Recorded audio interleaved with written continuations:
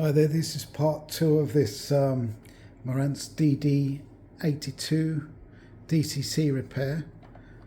Unfortunately, it's not good news on this.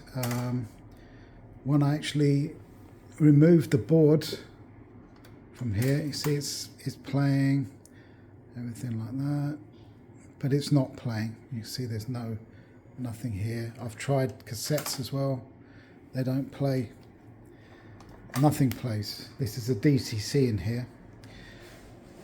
What I did is I took this whole unit out here, and underneath here is the read-write board, and that was horrendous. If you look at the inset of this video, the thumbprint to this video, you can see that board, and if you look at it carefully, you can see there's been a tremendous amount of corrosion to the board.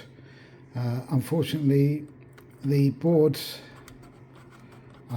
this is the other part to the board. There's two parts.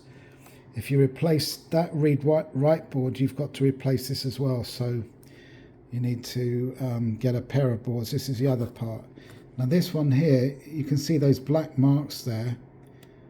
These capacitors have leaked as well, but they're not too bad on this board. But the other board there, read-write board, is horrendous. There was acid everywhere there, so I did it anyway. I checked some of the tracks and they seemed to be all right as far as I could see, some of them. So I replaced the capacitors on there with very good capacitors, tantalum capacitors, and all sorts of capacitors. Replaced all the capacitors.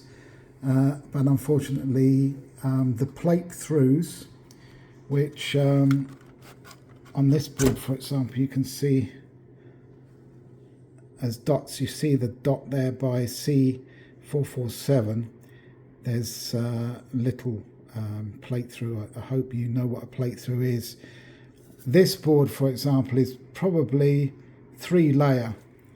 So it has tracks underside, tracks on the top, tracks in the middle. So once one of those plate through fears there, as they call them, once they corrode right inside there with bad acid, it can destroy the tracks in the middle of the board, in the very middle. And I mean, there's no way that you can actually repair something like that.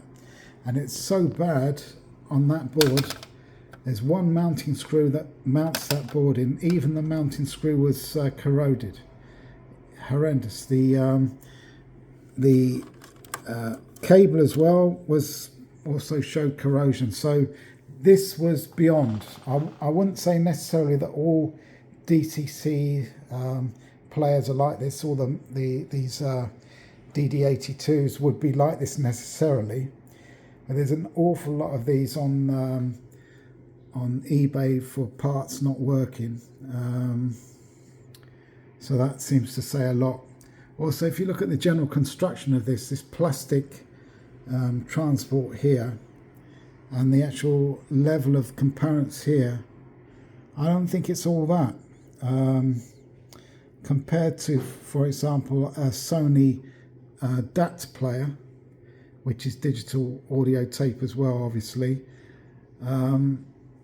I think this is pretty poor, really, quality. An old Sony DTC 55ES, that's the one I used to have. So much better quality of components, was so much better in that than in this. And I would go on to say that probably a DAT player, even though they're not the most reliable of things, especially if you don't get a professional one, if you're getting a domestic one, still more reliable than this. I mean, if you have one of these and the capacitors have leaked all over the place, I would say forget about it.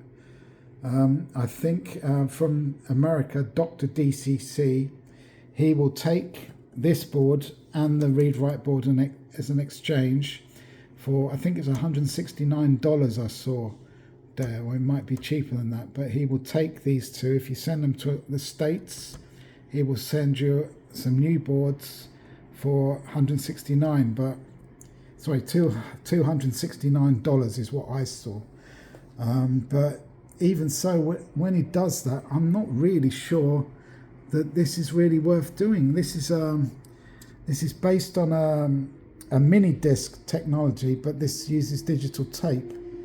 So I would say really that this is quite a bit lower in sonic quality than a good DAT machine. Definitely not. This was never used as a professional medium, whereas if you get a nice Sony DAT player, an R500 or something like that, or a Tascam, whatever, I think the sound quality is really a lot better than this.